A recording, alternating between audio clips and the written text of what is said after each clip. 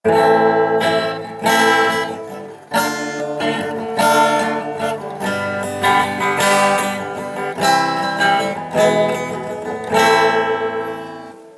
warahmatullahi wabarakatuh. Semangat pagi. Semoga masih semangat seperti di pagi hari ini. Saya Agus Tanto dari SMK Negeri 1 Kota Baru, Kabupaten Dharmasraya. Saya adalah calon guru penggerak Angkatan 9 Kabupaten Dharmasraya, Provinsi Sumatera Barat. Nah, interpretasi filosofi Ki Hajar Dewantara mengenai azas trikon dalam bentuk lambang sistem tata surya adalah sebuah analogi yang menarik. Matahari merupakan simbol nilai kemanusiaan, di mana matahari dalam tata surya itu menjadi pusat gravitasi dari sumber energi dari semua planet yang berorbit di sekitarnya. Begitu pula dengan nilai kemanusiaan yang menjadi pusat dalam pendidikan. Nah, pentingnya seorang guru itu mengembangkan nilai-nilai kemanusiaan seperti rasa empati, etika, moral, dan kepedulian terhadap sesama. Nah, nilai-nilai ini menjadi pijakan dalam mengarahkan pendidikan, mirip dengan peran matahari yang memberikan arah bagi gerak planet-planet yang lain. Nah, planet itu sebagai murid atau sebagai peserta didik. Setiap planet itu mewakili siswa dalam tata surya analogi ini. Seperti planet yang memiliki jalur orbitnya masing-masing, setiap peserta didik itu memiliki potensi, kecepatan belajar, dan jalur perkembangan yang berbeda-beda.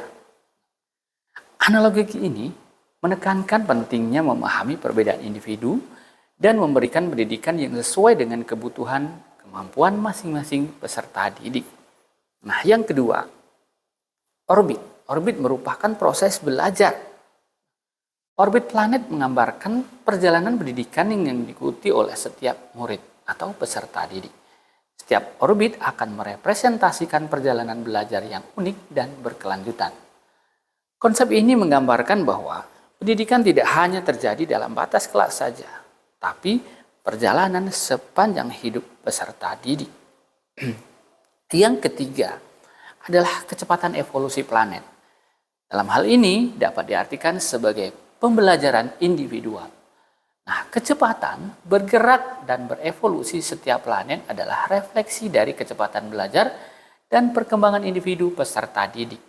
Nah, analogi ini mengingatkan kita bahwa dalam pendidikan tidak semua murid akan berkembang dengan kecepatan yang sama. Pendidikan yang efektif harus memahami kecepatan dan gaya belajar setiap murid, mirip dengan bagaimana planet-planet bergerak dengan kecepatan yang bervariasi. Nah, yang keempat, bergerak tanpa henti. Analogi ini menekankan pentingnya kesinambungan dalam pendidikan. Seperti planet-planet yang terus bergerak mengorbit tanpa henti. Pendidikan juga harus berlangsung secara kontinu. Nah, proses belajar itu tidak berakhir ketika kita meninggalkan sekolah formal, melainkan terus berkelanjutan dalam pengembangan diri sepanjang hidup. Ini memberikan pandangan yang lebih kaya tentang bagaimana pendidikan diarahkan oleh nilai-nilai kemanusiaan, menghormati perbedaan individu, dan tetap berkelanjutan dalam perjalanan belajar seumur hidup. Saya Agus Sutanto, terima kasih. Assalamualaikum warahmatullahi wabarakatuh.